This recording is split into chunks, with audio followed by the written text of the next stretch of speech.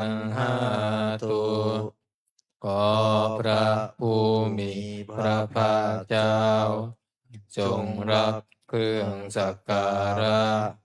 อันเป็นบรรณาการของคนยากทั้งหลายเหล่านี้อัมหากังทีคารตังหิตายะสุขายาเพื่อประโยชน์และความสุขแก่ข้าพเจ้าทั้งหลายตลอดกาลละนานเทอญอะระหังสัมมาสัมพุทโธภควา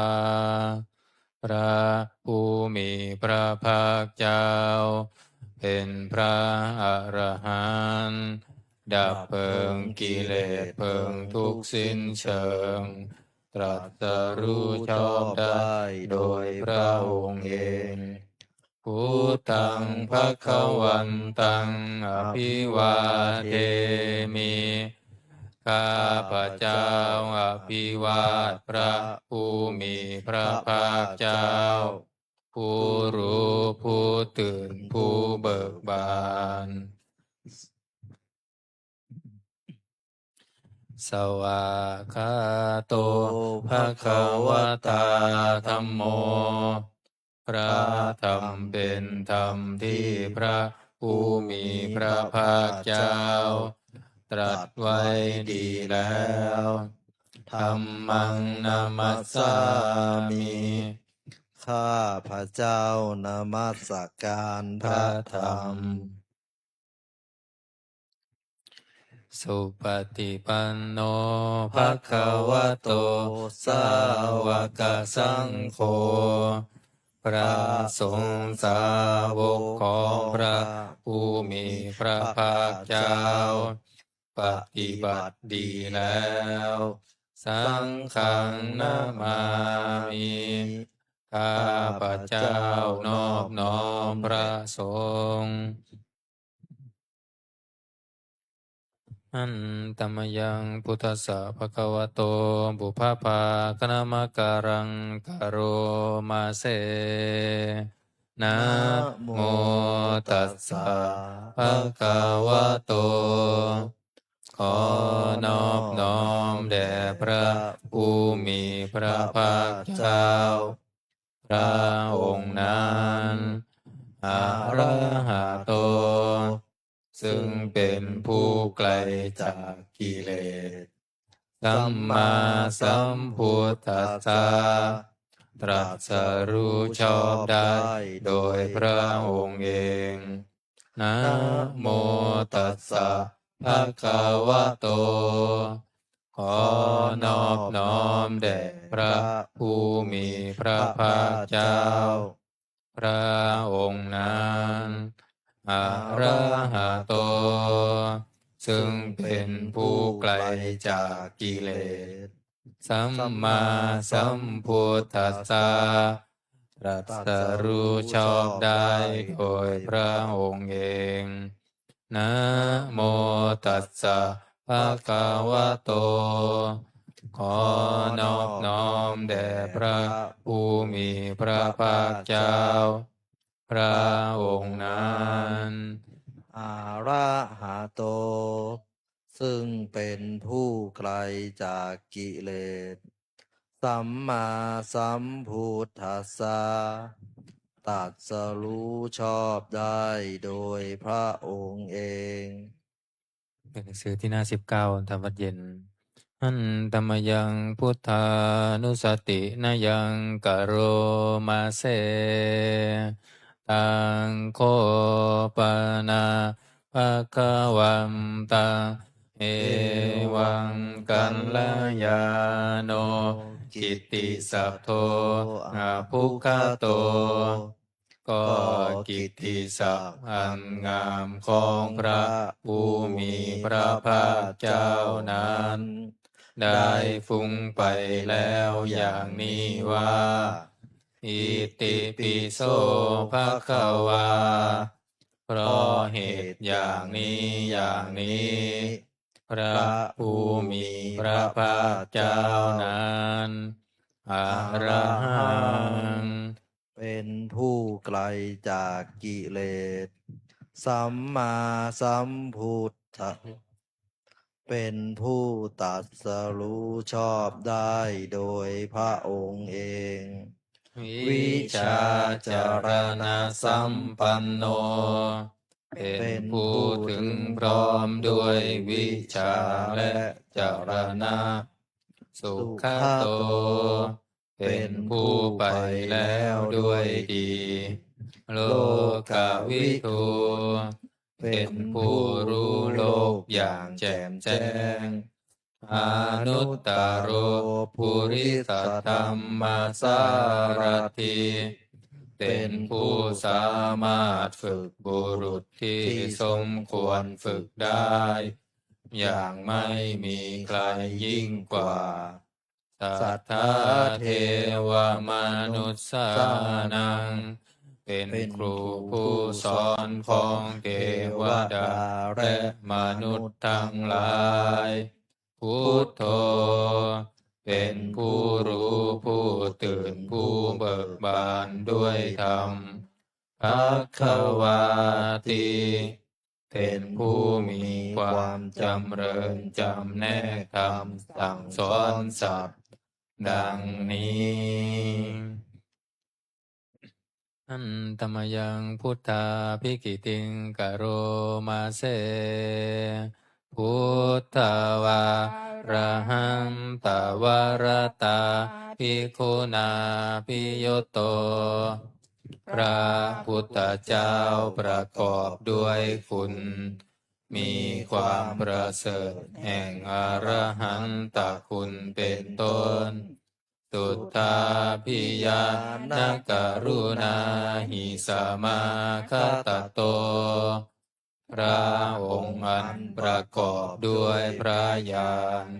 และพระกรุณาอันบริสุทธิ์โพเทสิโยสุชนะตังกามารังวสุโรพระองค์ใดทรงกระทำชนที่ดีให้เบิกบานดุจอาทิตย์ทำบัวให้บานวันธามหังตามารนังศิราสาชิเนนทางข้าพระเจ้าไหว้พระชินสีห์ผู้ไม่มีกิเลสพระองค์นั้นด้วยเสียงกล่าวพุทโธโยสัพพปานีนังสารนังเขมามุตตมังพระพุทธเจ้าพระองค์ใดเป็นสารณะอันเกษมสูงสุดของสัตว์ทั้งหลายปัตตมานุสติทา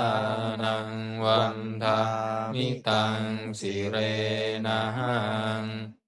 ข้าพระเจ้าไหว้พระพุทธเจ้าพระองค์นั้นเป็นที่ตั้งแห่งความระลึกองค์ที่หนึ่งด้วยเสียงกล่าวพุทธัสสะหะสมิทาโสวะพุทโธเมสามิกิสสโรข้าพระเจ้าเป็นทาสของพระพุทธเจ้าพระพุทธเจ้าเป็นนายมีอิสระเหนือข้าพระเจ้าพุทโธทุกขัสสะคาตาจะวิทาตาจะหิตัสสะเมพระพุทธเจ้าเป็นเครื่องกำจัดทุกข์และทรงไว้ซึ่งประโยชน์แก่ข้าพเจ้าพุทธัสสะหังนิยาเทมิสรีรังชีวิตันจิทังข้าพระเจ้ามอบกายถวายชีวิตนี้แด่พระพุทธเจ้าวันทันโตหังจาริสามิพุทธัสเสวะสุโพธิตังข้าพระเจ้าผู้ไหวอยู่จักประพฤติตาม ซึ่งความตรัสรู้ดีของพระพุทธเจ้านาติเมสารนังอัญญังพุทโธเมสารนังวรังสารณะอื่นของข้าพเจ้าไม่มีพระพุทธเจ้าเป็นสารณะอันประเสริฐของข้าพเจ้า เอเตนะสัจจวัชเชนะวัตเตยังสัตตุสาสเนด้วยการกล่าวคำสัตย์นี้ ข้าพเจ้าพึงเจริญในพระศาสนาของพระศาสดา พุทธังเมวันธมาเนนะยังปุญญังปัสสุตังกิทาข้าพเจ้าผู้ไว้อยู่ซึ่งพระพุทธเจ้า ได้ขวนขวายบุญใดในบัดนี้สัพเพปิอันตรายาเมมาเหสุงตัสสะเตชะสาอันตรายทั้งปวงอย่าได้มีแก่ข้าพเจ้าด้วยเดชแห่งบุญนั้นกายเยนะวาจายาวะเจตัสสาวาด้วยกายก็ดี ด้วยวาจาก็ดี ด้วยใจก็ดีพุทเทกุกัมมังปะกตังมยายังกรรมนาติเตียงอันใดที่ข้าพเจ้ากระทำแล้วในพระพุทธเจ้า พุทโธปฏิคันหาตุอัญชยันตังขอพระพุทธเจ้าจงงดซึ่งโทษล่วงเกิดนั้นๆการันตะเรสังวริตุงวะพุทเทเพื่อการสำรวมระวังในพระพุทธเจ้าในการต่อไปอันธรรมยังธรรมานุสตินายังกโรมาเสสวาคาโตภะคะวะตาธัมโมพระธรรมเป็นสิ่งที่พระผู้มีพระภาคเจ้าตรัสไว้ดีแล้วสันทิฏฐิโกเป็นสิ่งที่ผู้ศึกษาและปฏิบัติพึงเห็นได้ด้วยตนเองอากาลิโกเป็นสิ่งที่ปฏิบัติได้และให้ผลได้ไม่จำกัดการเอหิปัสสิโกเป็นสิ่งที่ควรกล่าวกับผู้อื่นว่าท่านจงมาดูเถิดโอปานายิโกเป็นสิ่งที่ควรน้อมเข้ามาใส่ตัวปัจจัตตังเวทิตาโพวินโยเหติเป็นสิ่งที่ผู้รู้ก็รู้ได้เฉพาะตนดังนี้อันธรรมยังธรรมาภิกิติงกโรมาเสสวาคาตตาทิคุณายโยคาวาเสนาเสยโยพระธรรมเป็นสิ่งที่ประเสริฐเพราะประกอบด้วยคุณคือความที่พระผู้มีพระภาคเจ้าตรัสไว้ดีแล้วเป็นต้นโยมัคคปากัปปริยัตติวิโมกขเพโทเป็นธรรมมันจำแนกเป็นมรรคผลปริยัติและนิพพานธัมโมกุโลกัปปัตตนาปัฏฐทาริธารีเป็นธรรมทรงไว้ซึ่งผู้ทรงธรรมจากการตกไปสู่โลกที่ชั่ววันธามหังตามหารังวรธรรมเมตตัง ข้าพระเจ้าไหว้พระธรรมอันประเสริฐนั้น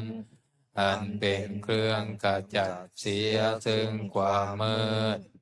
ธัมโมโยสัพพปานีนังสารนังเขมามุตตะมังพระธรรมใดเป็นสารณะอันเกษ เสมสูงสุดของสัตว์ทั้งหลายทุติยานุสติทานังวันทามิตังสิเรนะหังข้าพระเจ้าไหว้พระธรรมนั้นอันเป็นที่ตั้งแห่งความระลึกองค์ที่สองด้วยเสียงกล่าวธรรมัสสาหัสสมิทาโสวะธัมโมเมสามิกิสโรข้าพระเจ้าเป็นทาสของพระธรรมพระธรรมเป็นนายมีอิสระเหนือข้าพระเจ้าธัมโมทุกขัสสะคาตาจาวิทาตาจาหิตัสสะเมพระธรรมเป็นเครื่องกำจัดทุกข์และทรงไว้ซึ่งประโยชน์แก่ข้าพเจ้าธรรมัสสาหังนิยาเทมิสรีรันชีวิตันจิตังข้าพระเจ้ามอบกายถวายชีวิตนี้แด่พระธรรมวันทันโตหังจาริสามิธรรมัสเสวะสุธรรมตังข้าพระเจ้าผู้ไหวอยู่จักประพฤติตามซึ่งความเป็นธรรมดีของพระธรรมนาทิเมสารนังอัญญังธัมโมเมสารนังวารังสารณะอื่นของข้าพระเจ้าไม่มีพระธรรมเป็นสารณะอันประเสริฐของข้าพระเจ้าเอเตนะสัจจวัชเชนะวัตเตยังสัตตุสาสเนด้วยการกล่าวคำสัตย์นี้ข้าพระเจ้าพึงเจริญในพระศาสนาของพระศาสดาธัมมังเมวันธมาเนนะยังปุญญังปัสสุตังอิทาข้าพระเจ้าผู้ไหวอยู่ซึ่งพระธรรมได้ขวนขวายบุญใดในบัดนี้สัพเพปิอันตรายาเมมเหสุงตัสสะเตชะสาอันตรายทั้งปวงอย่าได้มีแก่ข้าพระเจ้าด้วยเดชแห่งบุญนั้นกายเยนะวาจายวะเจตัสสาวา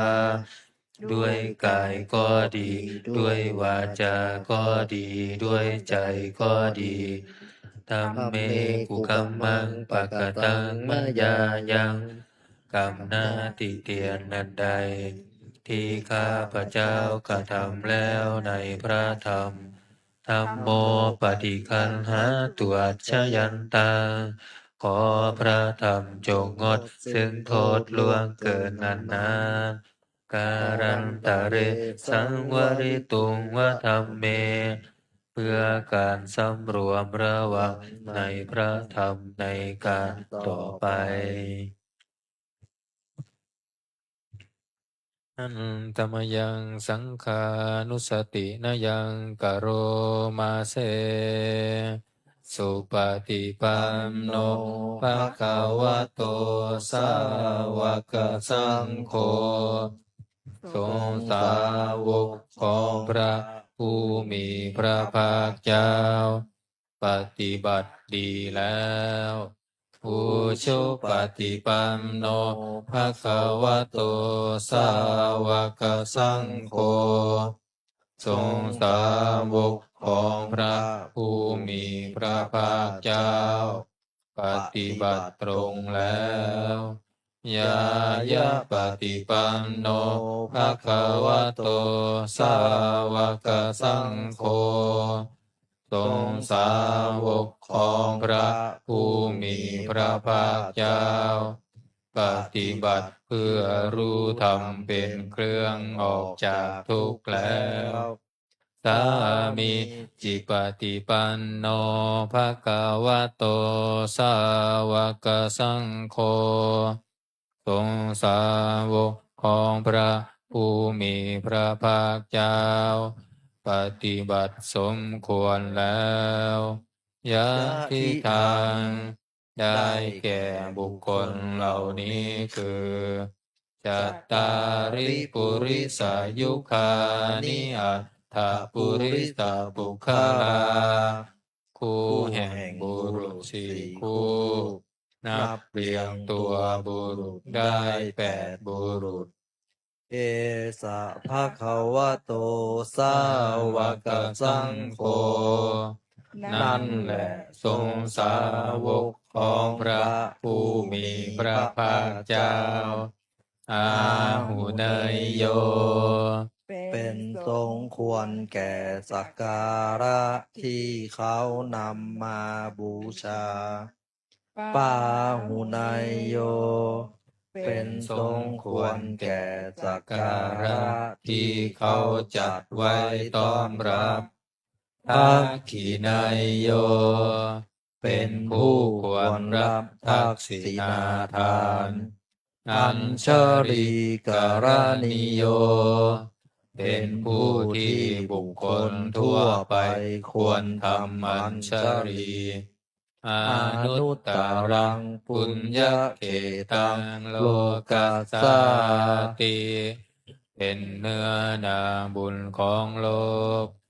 ไม่มีนาบุญอื่นยิ่งกว่าดังนี้อันธรรมยังสังฆาภิกิติงกโรมาเสสัทธัมมโชตุปฏิปฏิคุณาภิยุโตพระสงฆ์ที่เกิดโดยพระสัทธรรมประกอบด้วยคุณมีความปฏิบัติดีเป็นต้นโยทัพพิโทอริยบุคคลสังฆเสโทเป็นหมู่แห่งพระอริยบุคคลอันประเสริฐ8จำพวกสีราธิธรรมปวาราสยกายจิตโตมีกายและจิตอันอาศัยธรรมมีศีลเป็นต้นอันบวรวันตามหังตามริยานักขนังสุทังข้าพเจ้าไหว้หมู่แห่งพระอริยเจ้าเหล่านั้นอันบริสุทธิ์ด้วยดีสังโฆโยสัพพปานินังสารนังเขมามุตตะมังพระสงฆ์หมู่ใดเป็นสารณะอันเกษมสูงสุดของสัตว์ทั้งหลายตติยานุสติทานังวันทามิทังสิเรนะหังข้าพเจ้าไหว้พระสงฆ์หมู่นั้นอันเป็นที่ตั้งแห่งความระลึกองค์ที่3ด้วยเสียงกล่าวสังคัสสาหัสสมิทาโสวะสังโฆเมสามิกิสโรข้าพเจ้าเป็นทาสของพระสงฆ์พระสงฆ์เป็นนายมีอิสระเหนือข้าพเจ้าสังโฆทุกขัสสะกาตาจะวิทาตาจะหิตัสสะเมพระสงฆ์เป็นเครื่องกำจัดทุกข์และทรงไว้ซึ่งประโยชน์แก่ข้าพเจ้า สังคัสสาหังนิยาเทมิสรีรันชีวิตันจิตังข้าพระเจ้ามอบกายถวายชีวิตนี้แด่พระสงฆ์วันทันโตหังจาริสามิสังคัสโสปฏิปันนตังข้าพระเจ้าผู้ไหวอยู่จักประพฤติตามซึ่งความปฏิบัติดีของพระสงฆ์นัตติเมสรนังอัญญาสังโฆเมสรนังวรังสารณะอื่นของข้าพระเจ้าไม่มีพระสงฆ์เป็นสารณะอันประเสริฐของข้าพระเจ้าเอเตนะสัจจวัตเชนะวัตเตยะสัตตุสาสเนด้วยการกล่าวคำสัตย์นี้ข้าพระเจ้าพึงเจริญในพระศาสนาของพระศาสดาสังฆังเมวัฏฐมาเนนะยังปุญญังปัสสุตังอิทาข้าพระเจ้าผู้ไหวอยู่ซึ่งพระสงฆ์ได้ขวนขวายบุญใดในบัดนี้สัพเพปิอันตรายาเมมเหสุงตัจจเตชะสาอันตรายทั้งปวงอย่าได้มีแก่ข้าพระเจ้าโดยเดชแห่งบุญนั้นกายเยนะวาจายาวะเจตัสสาวาด้วยกายก็ดีด้วยวาจาก็ดีด้วยใจก็ดีสังเคกุกัมมังปะกะตังมายายังกรรมหน้าติเตียนลันใดที่ข้าพระเจ้ากระทำแล้วในพระสงฆ์สังโฆปฏิคันหาตัวชยันตังขอพระสงฆ์จงงดซึ่งโทษล่วงเกินนั้นนาการันตะเรสังวริตุงวาสังเคเพื่อการสำรวมระวังในพระสงฆ์ในการต่อไป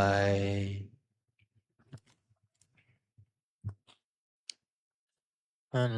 ตมยังอติตาปัจเจเวคณาปาทังพนามาเสอัจฉมายาปัจเจเวคิตวายังจีวรังปริพุตังจีวรใดอันเรานุ่งห่มแล้วไม่ทันพิจารณาในวันนี้ตังยาวะเทวะสิตัสสะปฏิฆาตายะจีวรนั้นเรานุ่งห่มแล้วเพียงเพื่อบำบัดความหนาวอุณหัสสะปฏิฆาตายะเพื่อบำบัดความร้อนดังสมะกัสสวาตาตปัสสิริงสัพพะสัมผัสสานังปฏิฆาตายะเพื่อบำบัดสัมผัสอันเกิดจากเหลือยุงลมแดดและสัตว์เลื้อยคลานทั้งหลายยาวะเทวาหิริโกปินะปฏิชาทานาทังและเพียงเพื่อปกปิดอวัยวะอันให้เกิดความละอายอัจฉมายาอัมปัจจเวคิตาวายโยปินทปาโตปาริปุตโตบินทบาทใดอันเราฉันแล้วไม่ให้ทันพิจารณาในวันนี้โสเนวะทวายาบินทบาทนั้นเราฉันแล้วไม่ใช่เป็นไปเพื่อความเพลิดเพลินสนุกสนานนะมัทายะ ไม่ใช่เป็นไปเพื่อความเมามันเกิดกำลังพลังทางกายนามันดานายะไม่ใช่เป็นไปเพื่อประดับนาวิโภสนายะไม่ใช่เป็นไปเพื่อตกแต่งยาวะเทวะอิมัสสะกายัสสะทิฏฐิยาแต่ให้เป็นไปเพื่อความตั้งอยู่ได้แห่งกายนี้ยาปนายาเพื่อความเป็นไปได้ของอัตภาพวิหิงสุปรติยาเพื่อความสิ้นไปแห่งความลำบากทางกายพระมจริยานุคาหายา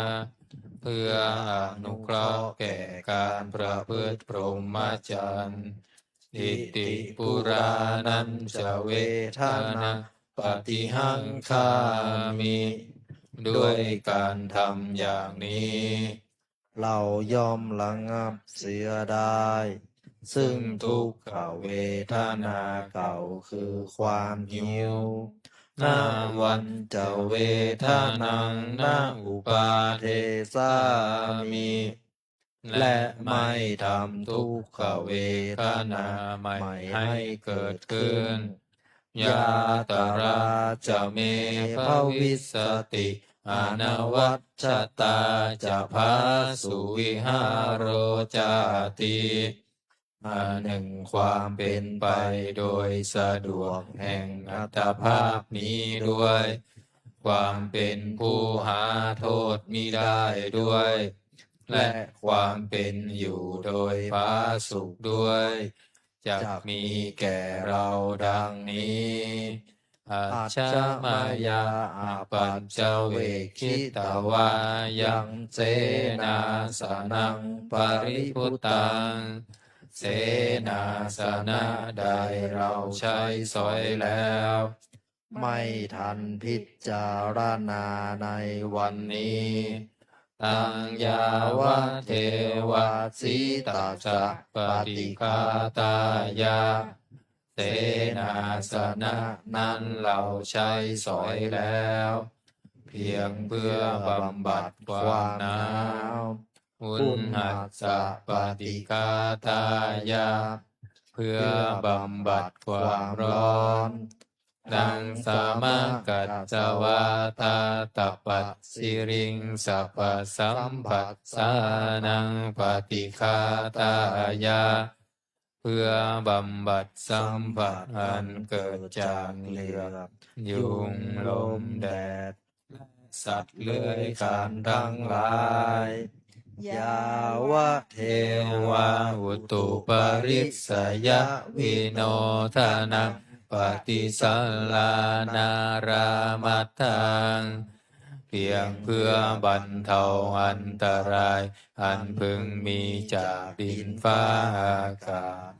และเพื่อความเป็นผู้ยินดีอยู่ได้ในที่หลีกเล่นสำหรับภาวนา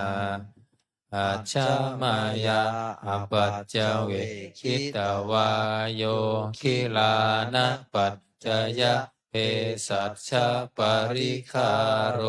ปริพุตโตคิลานะเภสัชบริขารใดอันเราบริโภคแล้วไม่ทันพิจารณาในวันนี้โสยาวะเท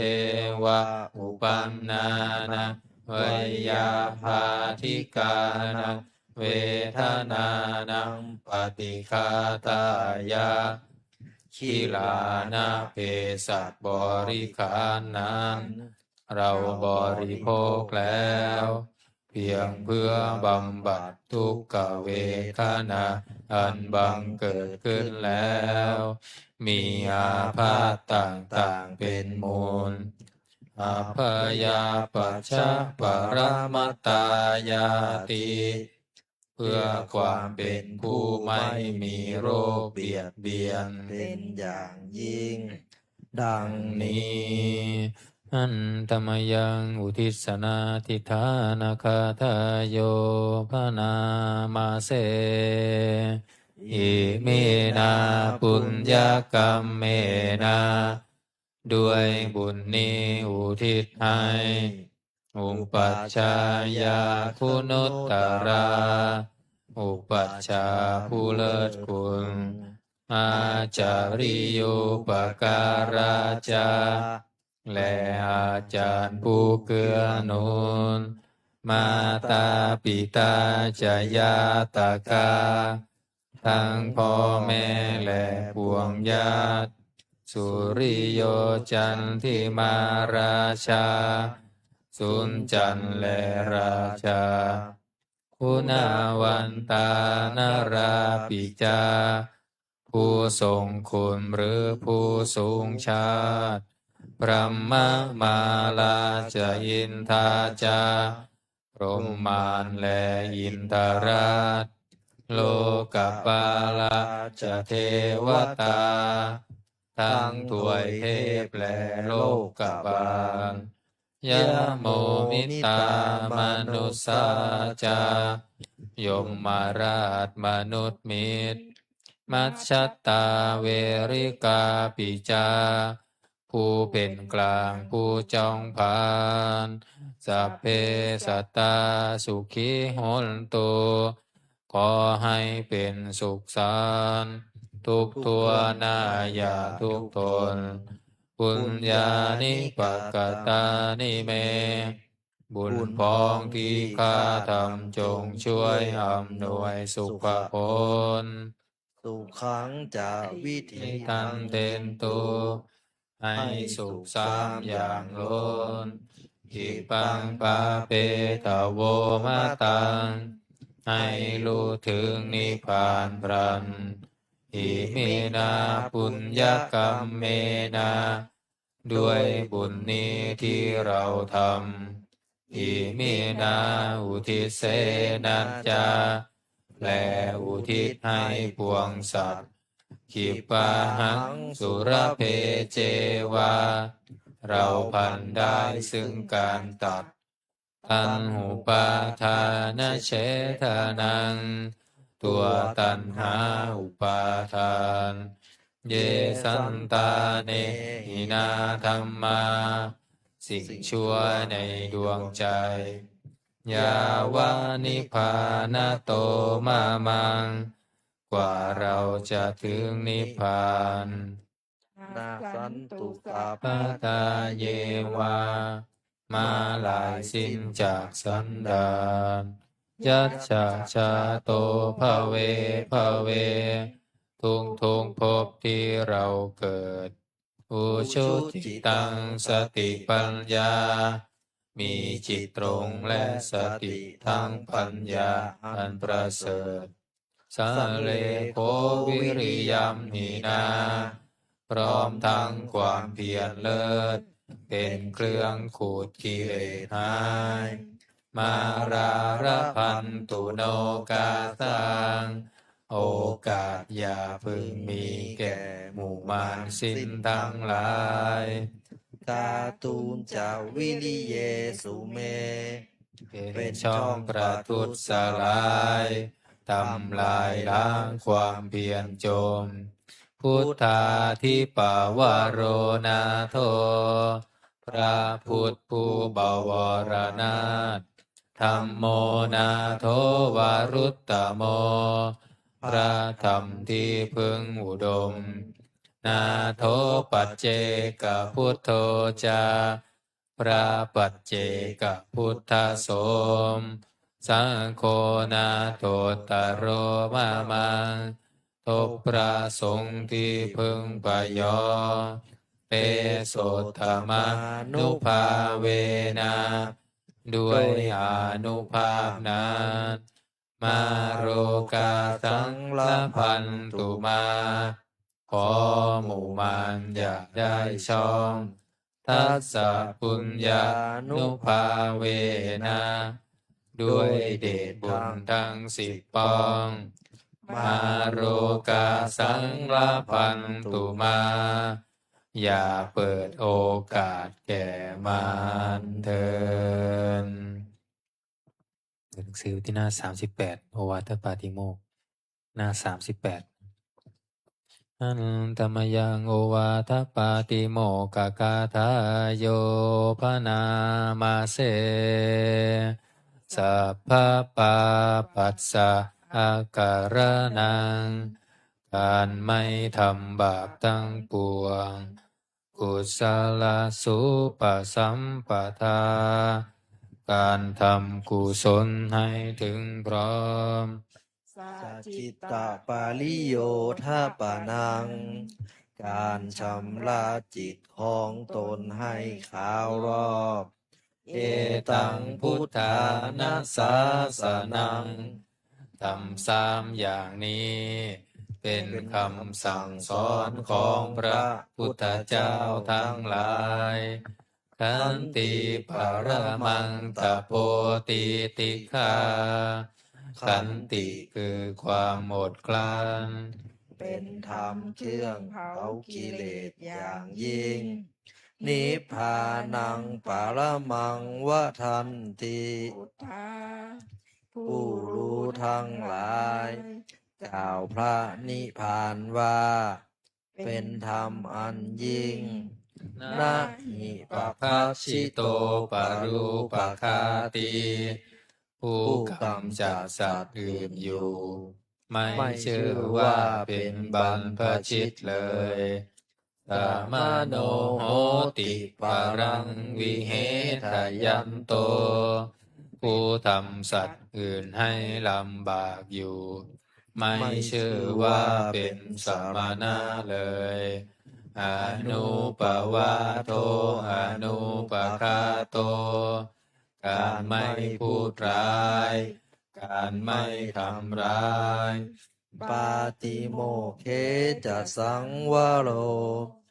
การสำรวมในปาติโมกข์มัตตัญยุตาจะพัตตัสมิง ความเป็นผู้รู้ประมาณในการบริโภค ปันตัญจะสยนาสนัง การนอนการนั่งในที่อันสงัด อาทิจิตเตจะอาโยโค ความหมั่นประกอบในการทำจิตให้ยิ่ง เอตังพุทธานาสาสนังทำ6 อย่างนี้ เป็นคำสั่งสอนของพระพุทธเจ้าทั้งหลายนี่อันนี้สวดธรรมนิยาม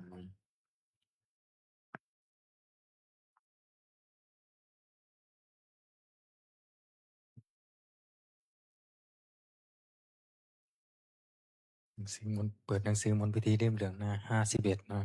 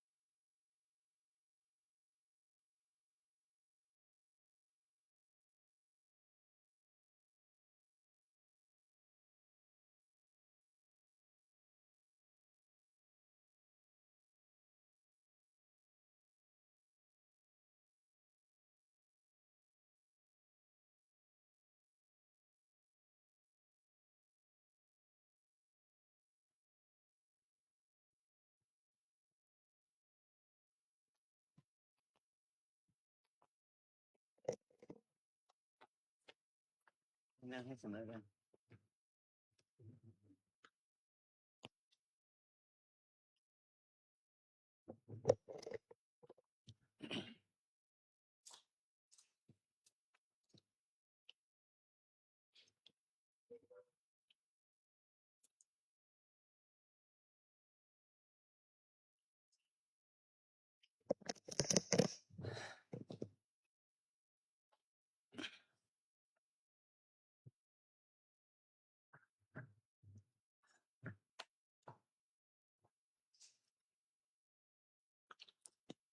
หนังสือมนต์พิธีเล่มเหลืองหน้า51เนาะ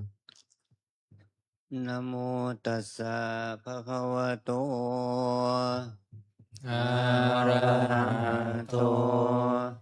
สัมมาสัมพุทธัสสะ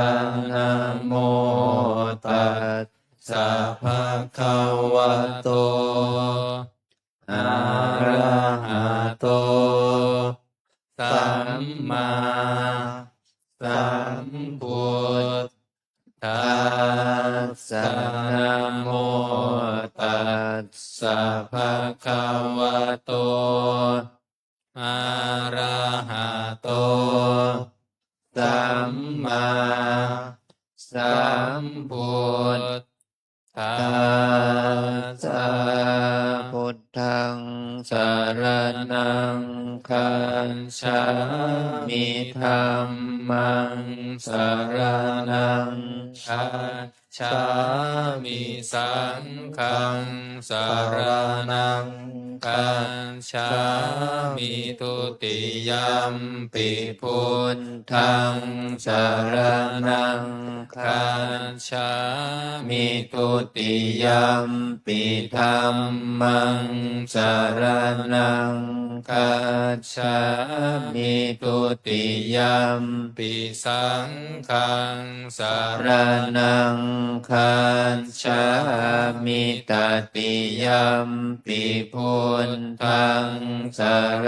นังคัจฉามิตติยัมปิธัมมังสารนังคัจฉามิตติยัมปิสังฆังสารนังคัจฉามิยะถาปิเสราปิปุลานะพังอาหาจัปปะปัตตาสมันตาอนุปาริยายยุงนิโพเทนตาจตุทิสาเอวังชาราจะมาจุจะทิวันตันติปานิโนขัตติเยปรามเนเวเสสุนเทจันทารปุกุเสนะจินจิปริวัตเชติสัมภเมวานุทันตตินาทัตถหัตถินังพรูมินารัตถานังนาปัตติยานะจาปิมันทะยุนเชนะสักกาเชตุงละเนนะวัตตัสสะมาหิปันติโตโปโสสัมปัสสังอัตถมันตโนพุทเทธัมเมจะสังเคจะดิโรสันทังนิเวสเยโยธัมมัจจาริกาเยนวาจายะอุทธเจตัสสะอิเทวานังปัสสังสันติเปจัสสะเคปะโมทัตติติหน้า40เอวัมเมสุตังเอกังสามัญญังภะคะวาสาวัตถิยังวิหารติเชตวะเนอนาถปินทิกัสสะอาราเมตตาระโหภะคะวา ภิกขุอามันเตสิภิกขโวติภัตตันเตติเตภิกขุภควโตปัจจัสโสสุงภควาเอตทะโวจะวะปะทาวาภิกขเวตถาคตานังอนุปาทาวาตถาคตานังทิตาวาสาธาตุธัมมาทิตตาธัมมนิยามตาสัมเพสังขาราอนิจจาติตังตถาคตโต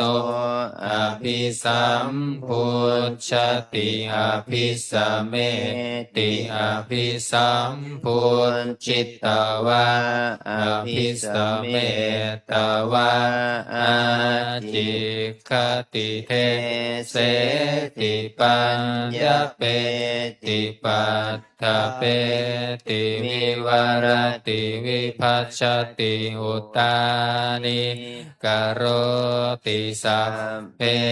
สังขาราอนิจจาติอุปาทาวาภิกขเวตถาคตานังอนุปาทาวาตถาคตานังทิตาวาสาธาตุธัมมาทิตตา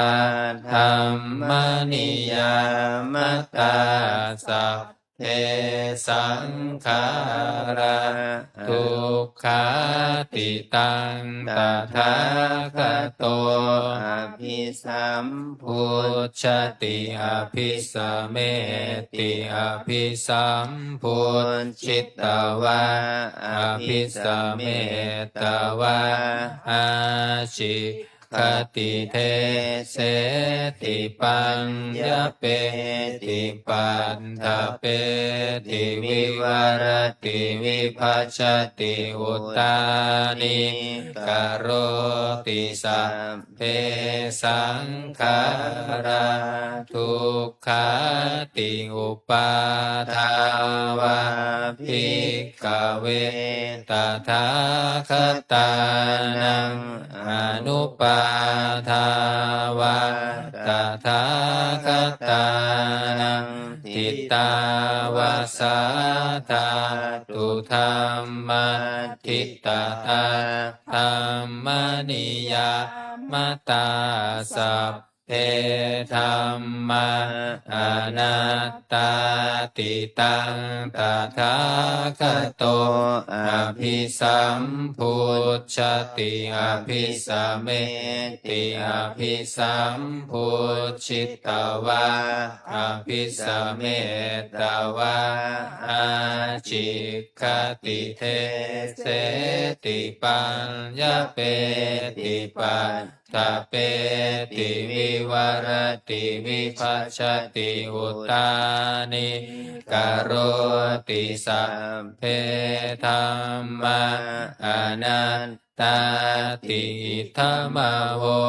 จะภควาอัตตมนาเตภิกขุภควโตภาสิตังอภินันทุนติสัพเพสังขาราอนิจจาติยถาปัญญายปัสสติอัตถานิมพินทติทุกเขสมัคโควิสุทธิยาสัมเพสังขาราทุกขาติยถาปัญญายปัสสติอัตถานิมพินทติทุกเขสมัคโควิสุท ทิยาสัพเพธัมมาอนัตตาติยถาปัญญายาปัสสติอัตถานิมพินทติทุกเขเอสมัคโควิสุทธิยาอัปปกาเตมนุสเสสุเยชนะปารคามิโนอัฏฐายังอิตตราปัชชาติระเมวานุทาวติเยจะโคสัมมาทัคขาเตธัมเมธัมมานุวัตติโนเตชนะปารเมสสันติมัจจุเทยังสุทุตตะรังกันหังธรรมังวิปหายสุกังภาเวตปันติโตโอกาโนกามาคัมมวิเวเกยัตตาทุระมังตันตระพิรติมิเชยยหิตาวากาเมอากินจโนบาริโยทปยานตานังจิตตกะเลเสหิปันติโตเยสัมโพธิยังเคสุสัมมาจิตตังสุภาวิตังอาทานาปฏินิสสะเคอนุปาทายะเยรตาขีนาสวาชุติมันโตเตโลเกปรินิพุตตังติอวิชชาปัจจยาสังขาราสังขา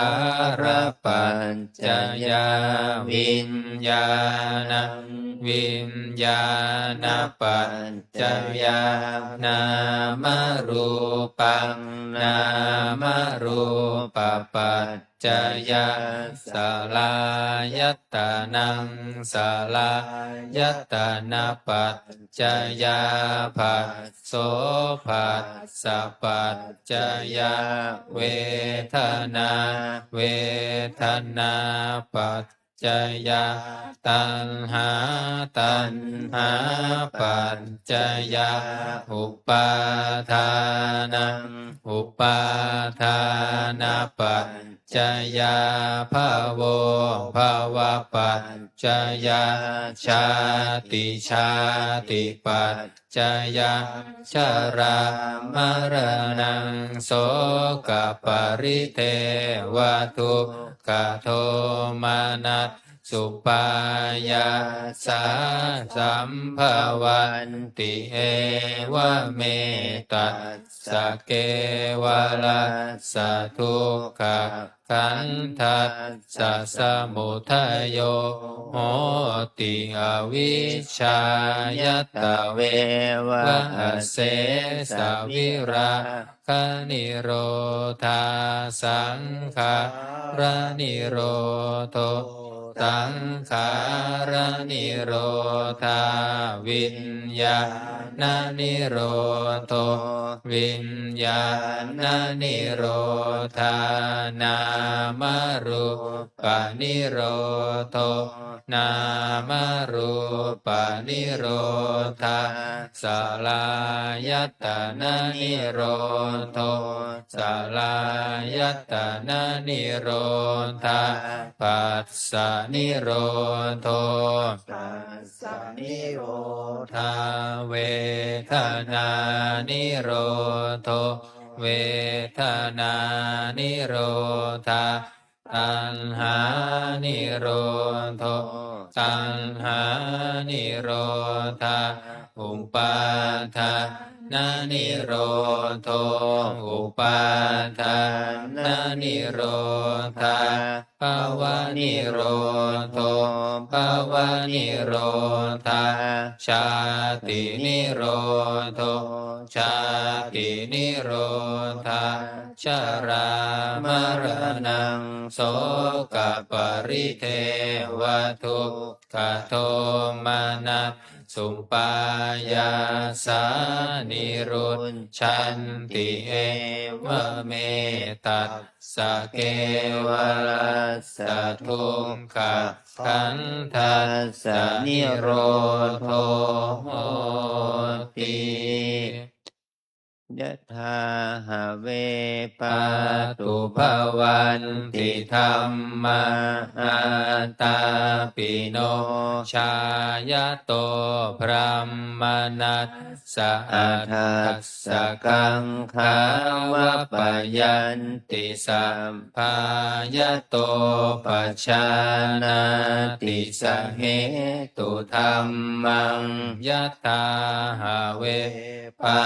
ตุภวันติธรรมาอาตาปิโนชายะโตพระมนัสสะอาทัสสะกังขา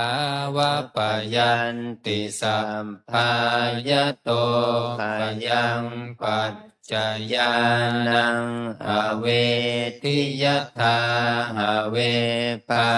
ตุภวันติธรรมาอาตาปิโนชายะโตพระมนัสสะวิทูปยังติทติมาราเสนั นั ง งสุ สุ โร โร วะ วะ โอ โอ ภา ภา ส ส ย ย มั มัน น ตา ตา ลิ ลิ ขั ขั น น ติ ติ อดีตังนาน าน วาว า ข ข ม มาย ย ย นา นา บ ปฏิกังเขอานา นาคตังยัทติตัมปะหินันตังอัปปัตตัญจะอนาคตังปัจจุปันนันจะโยธัมมังตัทธะตัทธวิปัสสติอสังหิรังอสังกุปปันตังวิตามนุพรูหะเยหัจเชวกิจามาตัปปังโกชัญญามรณังสุเวนะหิโนสังกรันเตนะมหาเสเนนะมัจจุนาเอวังวิหาริมาตาปิอโหรัตตมตันทิตังตังเวพัทเทกรันโตติสันโตอาจิขเตมุนีติภวตุสัพพมังคลังรักขันตุสัพพเทวตาสัมภพุทธานุภาเวนัสสัทธาโสทิภวันตุเตภวันตุสัพพมังคลังรักขันตุสัพพเทวตาสัพพธรรมานุภาเวนัสสัทธาโสทิภวันตุเตภวันตุสัพพมังคลังรักขันตุสัพพเทวตาสัพพสังฆานุ อาเวนัสสัทธาโสทิภาวันตุเต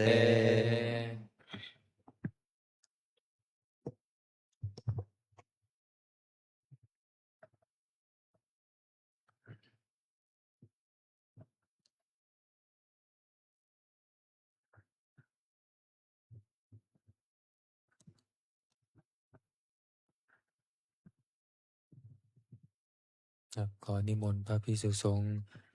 ภูเขากราบพระอาจารย์เจ้าคุณพร้อมกัน อัญชลีวันทาอภิวาท อัญชลีวันทาอภิวาทอัญชลีวันทาอภิวาท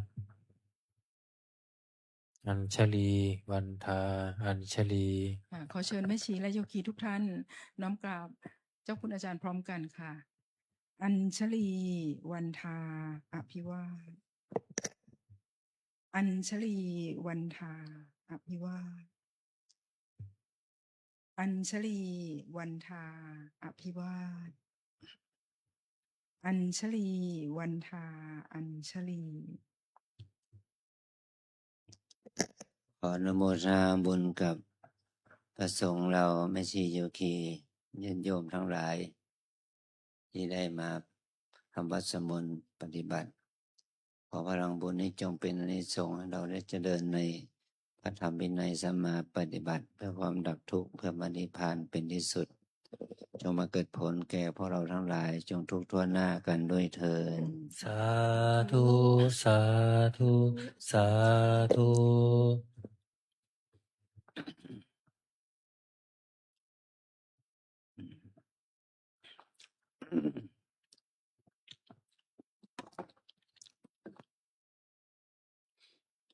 วันพรุ่งนี้จะเป็นวันที่15ในการที่ทางราชการท่านกำหนดไว้ทุกแต่สมเด็จพระเจ้าลูกเธอ เจ้าฟ้าพัชรกิติยาภา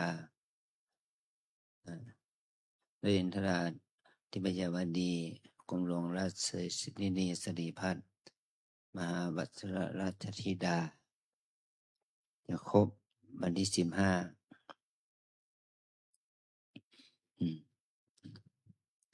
วันพรุ่งนี้ถ้าเรามารับบาตรเนาะตอนเช้า7 โมงขอให้เราได้ตั้งจิตอธิษฐานแผ่บุญกุศลทั้งโยมที่ใส่บาตรด้วยท่านโยคีที่ใส่บาตรได้พระเราแผ่บุญกุศลไปถึงพระองค์ท่านเป็นวันที่15เพราะวันที่15พรุ่งนี้คณะสงฆ์จะได้ไปทำบุญสวดพุทธมนต์และทำบุญรับบาตรที่วัดพระสิงห์เป็นงานของทางราชการส่วนราชการและพระสงฆ์นะพรุ่งนี้อาจารย์จะไปทำกิจในนามของคณะสงฆ์ที่วัดพระสิงห์โยคีที่สอบอารมณ์ห้องหนึ่งก็ปฏิบัติทำไปนะอาจารย์จะจับมาก็ประมาณสัก8 โมงครึ่งให้มาประมาณสัก8 โมงครึ่งนี่แหละนะก็เราก็ไม่รู้ว่าเวลามันจะเป็นอย่างไรก็ขอให้โยคีสอบอารมณ์ห้องหนึ่งนะได้ปฏิบัติรออาจารย์ไปนะ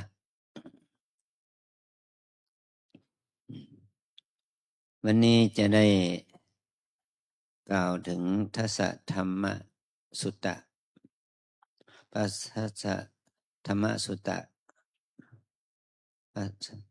นี้มีเนื้อหาว่าทัสสะอิเมภิกขเวธัมมา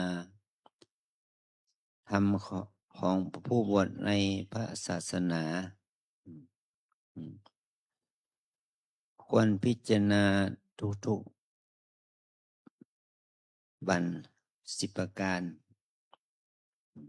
เราควรจะพิจารณาทุกๆวันด้วยข้อธรรม10 ประการนั้น1ก็คือบัดนี้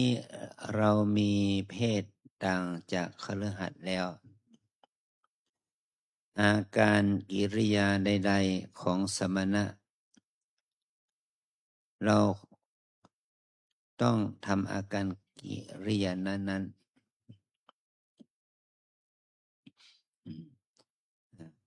มีพฤติกรรมมีที่ดีที่เป็นที่พอใจของญาติโยมนั่นแหละนะการเลี้ยงชีวิตของเราเนื่องด้วยผู้อื่นเราควรทำตัวให้เขาเลี้ยงง่ายเราจะเป็นใครจะเป็นเศรษฐีเป็นลูกเศรษฐี มีศีลมีทรัพย์ แต่พอเรามาบวชก็เหมือนกับว่าเรามาอยู่ในฐานะเป็นภิกษุผู้ขอ เราควรเป็นผู้ที่เลี้ยงง่าย ไม่ควรที่จะคิดว่า อาหารนี้ฉันกินไม่ได้ อาหารนี้ฉันไม่ชอบอะไรอย่างนี้พูดไม่ได้ เรามีอาหารชนิดใดก็กินอาหารชนิดนั้นนะกินพอที่จะเลี้ยงอัตภาพชีวิตให้ตั้งอยู่ได้ เมื่อเรามาเป็นผู้เป็นภิกษุแล้ว เราควรตั้งตัวไปให้เขาเลี้ยงง่าย อาการกายวาจาอย่างอื่นที่เราจะต้องทำให้ดีขึ้นไปกว่านี้ ยังมีอยู่อีกมิใช่เพียงเท่านี้ หมายความว่าพฤติกรรมทางกายวาจาที่ดีๆนะมีอยู่ ข้อวัดปฏิบัติข้อศีลข้อวัดของเรา ก็จะต้องทำให้มันประเสริฐยิ่งกว่านั้นในฐานะที่เรามาเป็นนักบวช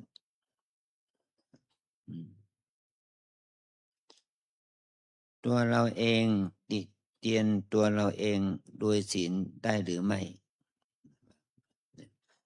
เราเป็นคนมีศีลเป็นศีลมีศีล227เนี่ย มีข้อวัดน้อยใหญ่ ที่เราเรียกว่าพระวินัยปิฎกมีถึง 21,000 พระธรรมขันธ์ไม่ใช่เรามีศีลแค่227นะมันมีทั้ง 21,000 พระธรรมขันธ์ข้อศีลข้อวัดเหล่านั้น เราจะต้องประพฤติปฏิบัติตามฐานะ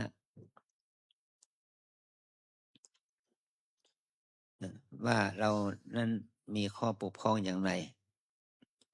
เราติเตียนตัวเราเองได้หรือไม่ ว่าเราจะพัฒนาตัวเองขึ้นมาได้หรือไม่ ท่านผู้รู้ใคร่ควรแล้วติเตียนเราโดยศีลได้หรือไม่หมายความว่า คนที่เขามีปัญญาเป็นครูบาอาจารย์เป็นปราชญ์เขาตำหนิเราด้วยศีลได้หรือไม่อย่างนี้นะแต่ถ้าเราเป็นพระที่ไม่มีทิฏฐิมานะมาก มีความกระด้างกระเดื่อง พอครูบาอาจารย์หรือผู้มีศีลติเตือนเราก็โกรธอย่างนี้เป็นต้นนะไม่เหมาะสมอย่างนี้เราจะเป็นต่างๆคือว่าเราจะต้องพัดพรากจากของรักของชอบใจทั้งสิ้น เพราะว่าเรามีกรรมเป็นของตน เราเป็นผู้รับผลของกรรม เรามีกรรมเป็นกำเนิด เรามีกรรมเป็นเผ่าพันธุ์ เรามีกรรมเป็นที่พึ่งอาศัย เราทำกรรมใดไว้ดีหรือชั่วก็ตาม เราจะเป็นผู้รับผลของกรรมนั้นๆไม่ต้องตำหนิคนอื่น ไม่ต้องว่าคนอื่น ให้เรานึกถึงกรรมของเรา ที่เรามีอย่างนี้เราอยู่อย่างนี้เราเป็นอย่างนี้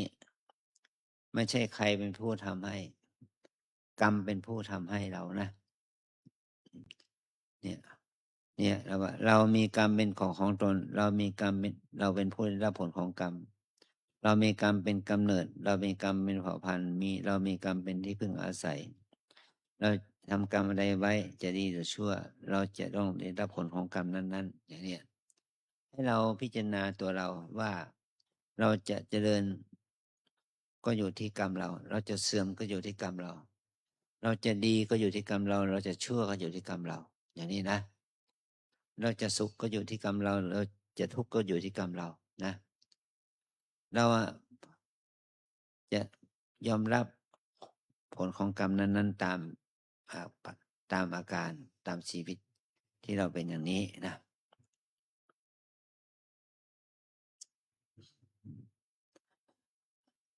ต่อมาท่านบอกว่าวันคืนล่วงไปแล้วบัดนี้เราทำอะไรอยู่นี่เป็นการเตือนตัวเราเองวันคืนล่วงไปเนี่ยเราทำอะไรอยู่นะเรายินดีในที่สงัดหรือไม่ถามตัวเองว่าเรายินดีในที่สงัดหรือไม่กุศลคุณธรรมอันวิเศษคุณธรรมอันวิเศษมีโลกุตระกุศล เกิดมีในตนหรือไม่ ที่จะทำให้เราเป็นผู้ไม่เก้อเขินในเวลาเมื่อเพื่อนบรรพชิตถามในการภายหลัง ว่าเราปวดมาเนี่ยกี่วันกี่เดือนกี่ปีกี่สิบปี ความดีคุณวิเศษของเรา มันเกิดขึ้นกับเรามีไหม เราจะไม่รู้สึกเก้อเขินเมื่อเพื่อนสาธมิก มาถามเราในภายหลัง คุณทำอะไรอยู่ เวลาผ่านมาเป็นเดือนเป็นปี คุณไม่มีคุณวิเศษอะไรอย่างนั้นหรือ สิ่งเหล่านี้บรรพชิตควรพิจารณาทุกๆวันอย่าได้ประมาทที่ว่าทัสสะ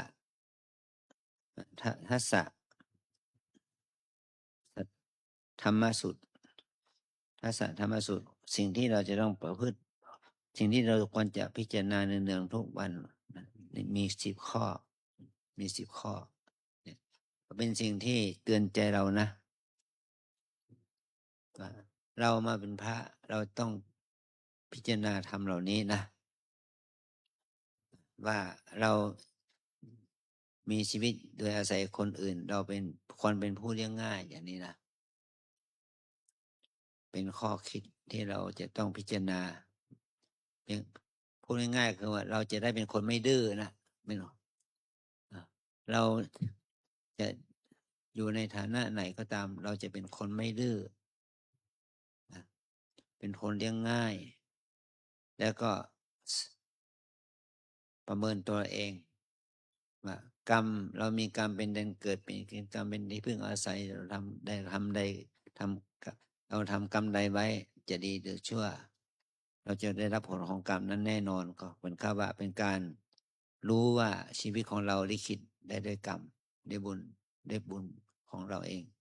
ด้วยกรรมของเราเองนะ อย่างนี้เป็นต้น มันจะทำให้เรานั้นไม่มีอติมานะทิฏฐิมานะข้อธรรมนี้ไม่ใช่มีเฉพาะให้พระพิจารณา ให้สามเณรให้แม่ชีโยคีทุกคนได้พิจารณาด้วยเนาะว่าเ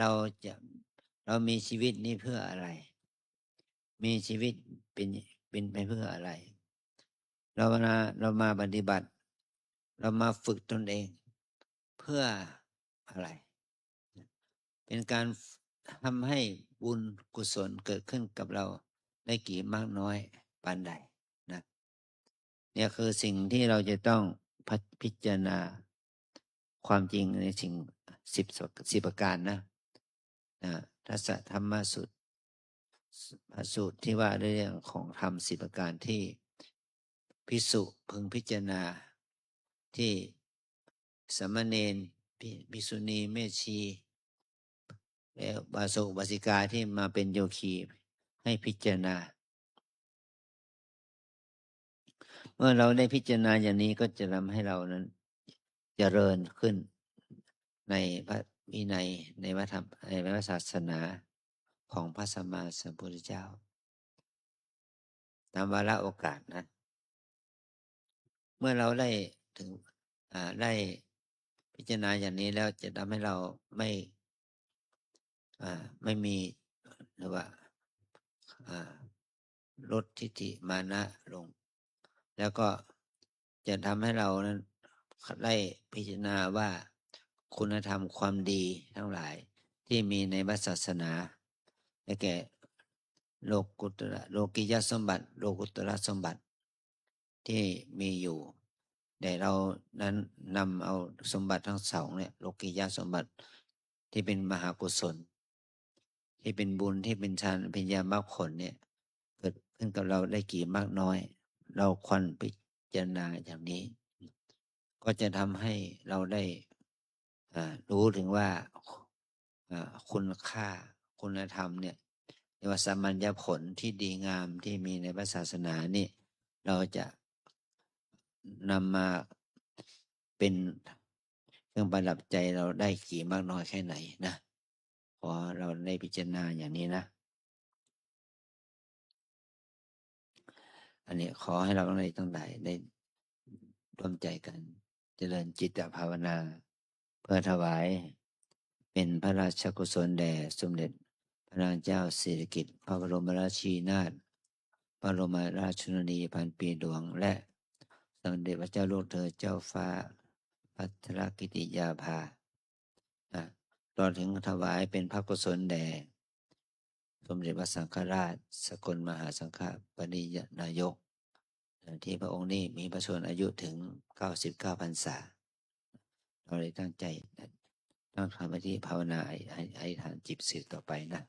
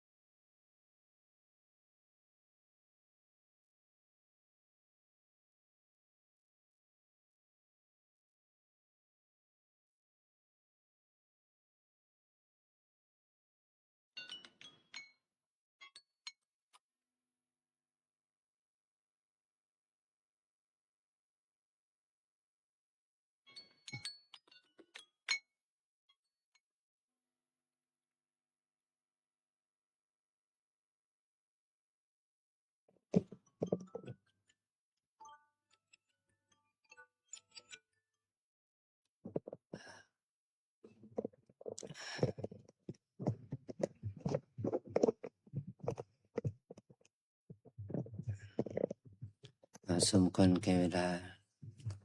ตั้งจิตอุทิศผลบุญกุศลที่เราได้ทำนะอิทังโน อีทังโน ปุญญาภาคัง ปุญญปาคัง ราชาทีนันเจวะ ราชินันทีนันเจวะ อิสรานัง อิสรานัง อมาตาปิตุ มาตาปิตุ อาทีนันจะ อาทีนันจะ ปิยชนานัง ปิยชนานัง สัพพสัตตานันจะ สัพพสัตตานันจะ นิยาเทมะ นิยาเทมะ ข้าพระพุทธเจ้าทั้งปวง ข้าพระพุทธเจ้าทั้งปว ของ แผ่บุญกุศล ขอแผ่บุญกุศล ที่ข้าพเจ้าได้บำเพ็ญมาดีแล้ว ที่ข้าพระเจ้าได้บำเพ็ญมาดีแล้ว แด่อิสระชนคนเป็นใหญ่ทั้งหลาย แด่อิสรชนคนเป็นใหญ่ทั้งหลาย มีพระบาทสมเด็จพระเจ้าอยู่หัว มีพระบาทสมเด็จพระเจ้าอยู่หัว ซึ่งเป็นพระประมุขของชาติ ซึ่งเป็นพระประมุขของชา ส ติ มเด็จพระบรมราชินี สมเด็จพระบรมราชินี พระบรมวงศานุวงศ์ พระบรมสานุวงศ์ และทั้งสมเด็จพระสังฆราช และทั้งสมเด็จพระสังฆราช ซึ่งเป็นประมุขของศาสนา ซึ่งเป็นประมุขของพระศาสนา คณะรัฐบาลผู้บริหารประเทศชาติ คณะรัฐบาลผู้บริหารประเทศชาติ ปิยชนคนที่รักทั้งหลาย ปิยชนคนที่รักทั้งหลาย มีบิดามารดาของข้าพเจ้าเป็นต้น มีบิดามารดาของข้าพเจ้าเป็นต้น จงถึงซึ่งความสุข จงถึงซึ่งความสุ ป ข ราศจากความทุกข์ ปราศจากความทุกข์ ไม่มีเวรไม่มีภัย ไม่มีเวรไม่มีภัย ไม่มีความลำบากเดือดร้อน ไม่มีความลำบากเดือดร้อน ขอจงมีความสุขกายสุขใจ ขอจงมีความสุขกายสุขใจ รักษาตนอยู่เถิด รักษาตนอยู่เถิด ข้าพเจ้าขอตั้งจิตอุทิศผล ข้าพเจ้าขอตั้งจิตอุทิศผล ที่ข้าพเจ้าได้กระทำบำเพ็ญมาดีแล้ว ที่ข้าพเจ้าได้บำเพ็ญ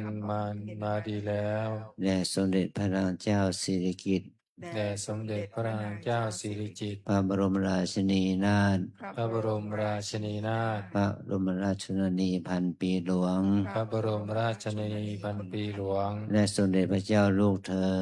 และสมเด็จพระเจ้าลูกเธอ เจ้าฟ้าพัสรกิติยาภา เจ้าฟ้าพัทรกิติยาภาน รินทราธิปยวดี นเรน เทพ ทิราเทพยา พัน บ ว ดี ดี กรมหลวงราชนีสิริพัฒน์ กรมหลวงราชนีสิริพัฒน์ มหาวัชรราชธิดา มหาวัชรราชธิดา ที่พระองค์ได้เสด็จสวรรคต ที่พระองค์ได้เสด็จสวรร และ ค สิ้นพ ต ระชนม์ไปแล้วนั้น และสิ้นพระชนม์ไปแล้วนั้น จงถึงซึ่งความสุข จงถึงซึ่งความสุข ปราศจากความทุกข์ ปราศจากความทุกข์ ไม่มีเวรไม่มีภัย ไม่มีเวรไม่มีภัย ไม่มีความลำบากเดือดร้อน ไม่มีความลำบากเดือดร้อน ขอจงมีความสุขกายสุขใจ ขอจงมีความสุขกายสุขใจ รักษาตนอยู่เถิด รักษาตนอยู่เถิด ข้าพเจ้าขอทั้งจิตตอธิษฐาน ข้าพเจ้าขอตั้งจิตอธิษฐาน ด้วยอนุภาพแห่งบุญกุศล ด้วยอนุภาพแห่งบุญกุศล ที่ข้าพเจ้าได้บำเพ็ญมาดีแล้ว ที่ข้าพเจ้าได้บำเพ็ญมาดีแล้ว จงเป็นภรวะปัจจัย จงเป็นพลวะปัจจัย เป็นอุปนิสัยนำส่ง เป็นอุปนิสัยนำส่ง ขอให้เกิดปัญญาญาณ ขอให้เกิดปัญญาญาณ ทั้งชาตินี้และชาติหน้า ทั้งชาตินี้และชาติหน้า ตลอดชาติอย่างยิ่ง ตลอดชาติอย่างยิ่ง จนถึงความพ้นทุกข์ จนถึงความพ้นทุกข์ คือพระนิพพานเทิน คือพระนิพพานเทิน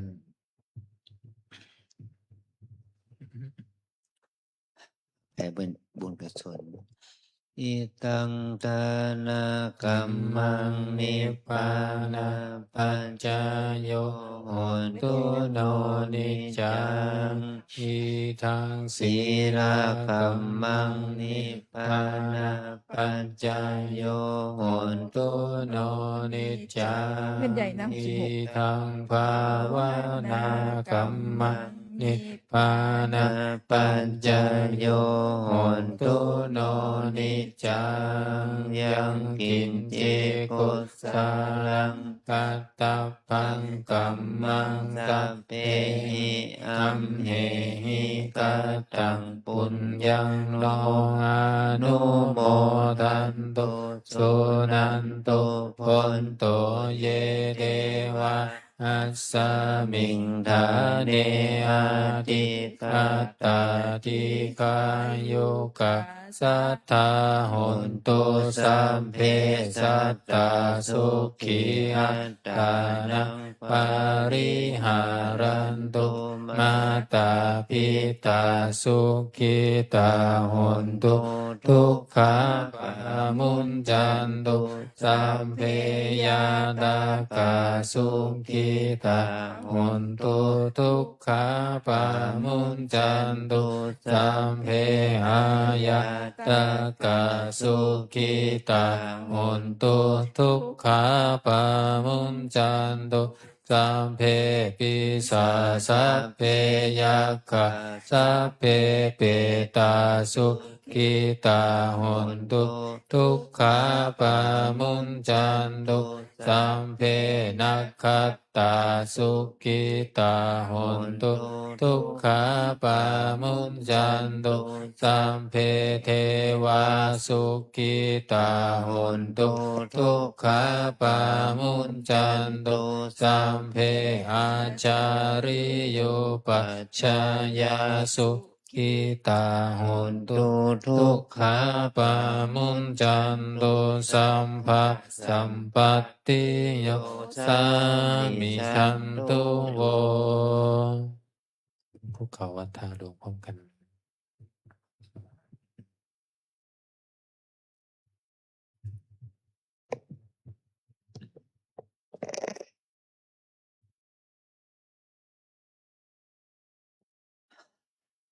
วันตามิพุ พุ ท ทธังสัพพะเมวะโตสังกามัตถะเมพันเตวันทามิธัมมังสัพพะเมวะโตสังกามัตถะเมพันเตวันทามิสังฆังสัพพะเมวะโตสังกามัตถะเมพันเตวันทามิคารุอุปัชฌาอาจาริเยสัพพะเมวะโตสังฆามัตถะเมพันเตวันทามิกัมมัตถานังสัพพะเม